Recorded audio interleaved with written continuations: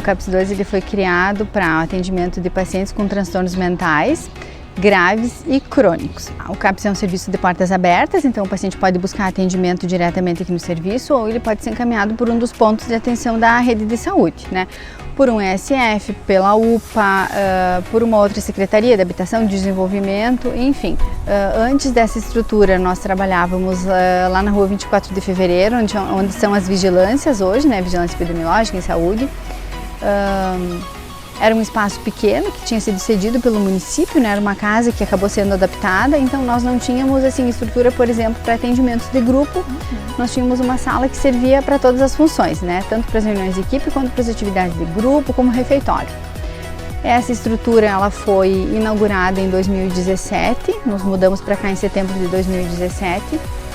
E aqui, como a gente pode ver, né, assim, a estrutura física ficou muito melhor, né, para conseguir desenvolver todo o trabalho que a equipe desenvolve. Nós temos uma equipe grande, né, de profissionais, ficou muito bom, especialmente para as atividades de grupo, né? Então temos diversas salas de atendimento, onde são feitas oficinas de artesanato, oficina de pintura, psicoterapia de grupo, um grupo de teatro, espaço para as reuniões de equipe, para discussão de caso, né, para reuniões com a atenção primária, com os colegas da rede.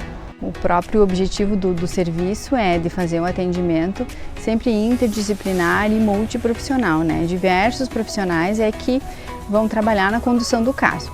São psicólogos, enfermeiras, uma terapeuta ocupacional que fazem o acolhimento inicial do paciente e daí baseado nessa primeira avaliação é que vão fazer os demais agendamentos depois. Ele vai passar por grupo de acolhimento e aí vai ser direcionado para os atendimentos dos profissionais de referência, psicologia, psiquiatria, enfermagem, atendimento de farmácia, atendimentos de grupo, né?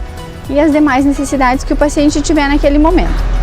Hoje nós temos 8 grupos de pintura em tela, que é uma das atividades que os pacientes mais gostam de fazer, né? Das mais concorridas. Então, sempre terças e quintas à tarde, as atividades de pintura, oficinas de quebra-cabeça, oficinas de jogos, né, grupos de colorir, grupos terapêuticos com os psicólogos, grupos de acolhimento, tem grupo de teatro toda quinta-feira, manhã e tarde. Na maioria dos casos, são pacientes que têm um comprometimento, né, de vida assim, mais significativo, né? Os pacientes normalmente eles têm alucinações, né, alucinações auditivas, alucinações visuais, eles têm dificuldade de se organizar nas tarefas do dia a dia, né, eles precisam fazer uso normalmente de mais de uma medicação, né. As medicações todas elas a gente sabe que a médio e longo prazo elas acabam causando algum tipo de efeito colateral, né. Então os pacientes vão tendo também um declínio cognitivo com o passar da idade, né? Então quanto mais velho, mais dificuldades eles vão tendo de se organizar.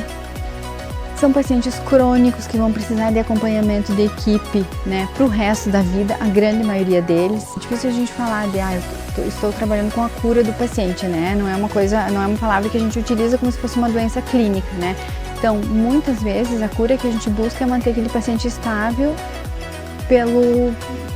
por um período de tempo mais longo possível. Em consulta à base de dados, verificou-se que o número de atendimentos por depressão é bem expressivo na faixa etária dos 50 e 60 anos. Ângela explica possíveis motivos para esse comportamento. Muito a ver com a fase de vida mesmo, né? Normalmente é uma fase que as pessoas já estão se encaminhando para uma aposentadoria, né? Ou para ficar sozinhas, os filhos já saíram de casa, né? Já organizaram a sua vida fora, os casais ficam mais sozinhos, né? A perda de emprego, a vulnerabilidade social, né? O surgimento também das doenças clínicas, né? Então o paciente, além das questões de vida mesmo, já começa a apresentar comorbidades, hipertensão, diabetes, enfim, outras coisas, né? Doenças musculoesqueléticas, enfim. E aí acaba tendo mais dificuldades para desempenhar as atividades que desempenhava antes. Então acho que é uma soma de fatores. O público de saúde mental, né, do nosso CAPS, ele sempre foi assim mais feminino do que masculino, né? Pelas diversas questões que a gente sabe, né, das características, né, do sexo. A mulher procura mais, enfim. mas muito também pela sobrecarga familiar, né, pelas questões que eu já falei, a aposentadoria ou a perda de trabalho. A questão da menopausa interfere, sim, certamente, né, a própria questão da imagem, né, corporal, né, as modificações de casa, às vezes separação. O que surge muito, assim, são situações de violência doméstica que foram, né, assim, foram acontecendo durante a vida, né? E aí vai chegando numa fase que a mulher já não consegue mais dar conta daquilo sozinha e aí procura, né, o atendimento. As mulheres procuram mais e elas procuram também no início do adoecimento. Então, quando começa a acontecer alguma coisa, elas buscam mais o atendimento. O CAPS, ele é uma estratégia, assim, que foi pensada, né, quando se iniciou o processo da reforma psiquiátrica, foi um espaço pensado para funcionar como um meio termo, digamos assim, entre a unidade básica, né, entre a atenção primária e o hospital, né.